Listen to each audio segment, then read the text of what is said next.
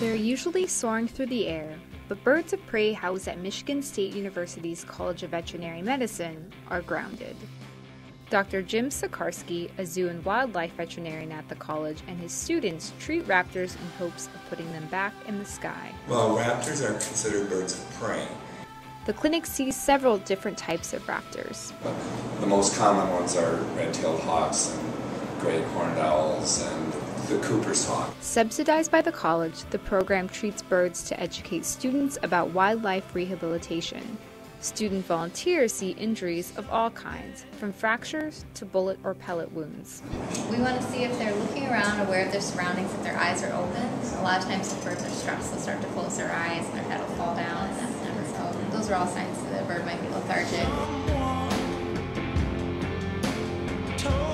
This kestrel came in after flying out of her nest and into a busy roadway. To assess injuries, x-rays were taken. She had a broken leg, broken wing, internal injuries, and a smashed face.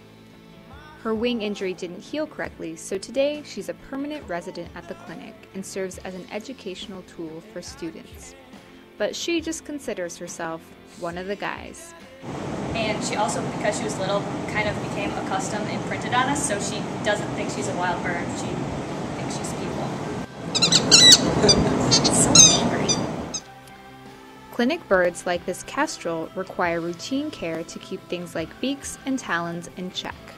In the wild, they would naturally sharpen their talons on different sized branches and prey. While she's a long-term fixture at the center, this Cooper's hawk is not. And mostly it was head trauma. It probably flew into a window or hit a car instead of being hit by a car.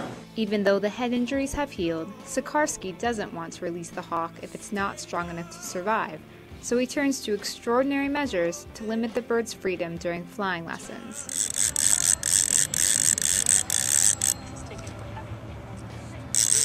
Sikarsky ties the bird's leg harnesses to a fishing line so it won't escape. The hawk has improved physically and now tolerates treatment efforts. So that's one of the biggest challenges is having the birds appreciate your efforts to help. Students get connected to the raptors at the facility, especially the ones that call the clinic their permanent home. But the connection is not a two-way street. It's very accepting and letting me do things. It makes me feel special, but I realize that that's not even a real emotion for him. Bart, a red-tailed hawk, sustained an elbow bone fracture that left him unable to fend for himself, so is now being trained for educational presentations. But staff won't call him by name in public.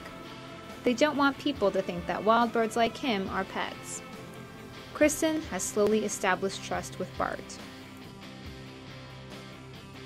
She uses food rewards while training him. He is like the Labrador retriever of the the birds. He loves to eat.